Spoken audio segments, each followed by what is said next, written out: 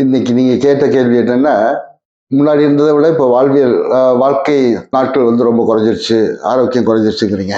உண்மைதான். அதுக்கு காரணம் வந்து என்னன்னா வீட்டுல கூட ஒரு உறவு, ஒரு தேவைகளை கேட்டு ஒருத்தர் ஒருத்தர் பகிர்ந்துக்கிறது, பழகிறதுலாம் இந்த காலத்துல சரியா இல்லை. பேருக்கு தான் இருக்கு. பேருக்கு செஞ்சோம், நான் இன்னும் பெருமைப்படுற அளவுக்கு தான் இருக்கே ஒழிய, உண்மையான வந்து ஒரு புரிதலோ, தன்னுடைய அறிவை பயன்படுத்தி பழகிறதோ, அதுக்கு மற்றவங்க மரியாதை கொடுக்கறதோ இல்லாம போனதுதான் இப்ப பிரச்சனை. இப்ப பழங்கள் வாங்கி சாப்பிடணும்னு நினைச்சா கூட எந்த பழங்கள்ல கெமிக்கல் ஸ்மெல் இல்லாம ஒரு ஓரளவு வந்து நியாயமான விலையில கிடைக்குது.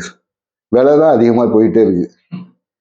விலைவாசி ரொம்ப அதிகமா போகுது. எப்படி வாங்குறாங்க, எப்படி சாப்பிட்றாங்க? ஒரு கிலோ ஆப்பிள வந்து நல்ல தரமான ஆப்பிள்னா 250 ரூபா 300 ரூபா சொல்றாங்க. ஒரு நாளைக்கு சம்பளம் எவ்வளவு கிடைக்குது உங்களுக்கு? சாதாரண மக்களுக்கு வந்து எவ்வளவு சம்பளம் கிடைக்குது?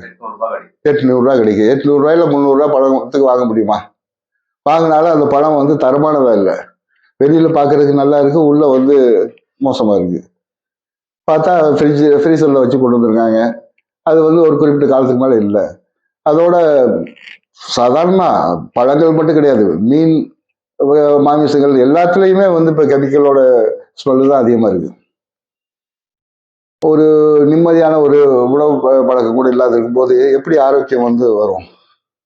முதல்ல அதை ஆரோக்கியத்தை பத்தி சிந்திக்கிறதுக்கு வந்து என்ன வேணும்னா ஒரு மகிழ்ச்சி வேணும் வாழ்க்கையில. ஒரு நல்ல உறவுகள், அன்பு பகிர்ந்துக்கிறதுக்கான வாய்ப்புகள் வேணும். இங்க யாருமே இல்லை. எல்லாருமே வந்து கடனுக்கு செய்யறாங்க. கோயிலுக்கு போகும்போது பெருமைக்கு போறானுங்க, கடனுக்கு போறானுங்க. அதே மாதிரி அரசியல்வாதி வந்த இவனால நல்லது நடக்கும் நினைச்சு கூட ஓட்டு போடுறது கிடையாது. ஏதோ ஒரு கடமைக்கு போட்டு ஏதோ ஒன்று வாழ்ந்துகிட்டு இருக்காங்க. ஆனா இது சீக்கிரமா இதுக்கு ஒரு முடிவு வரும். ஏன்னா எல்லாருக்குள்ளேயும் அந்த தேவைங்கிறது அதிகமாயிட்டே போகுது. அன்பு, அந்த நட்பு, உண்மையான இது பற்றி இயக்கம் அதிகமாயிட்டே போகுது.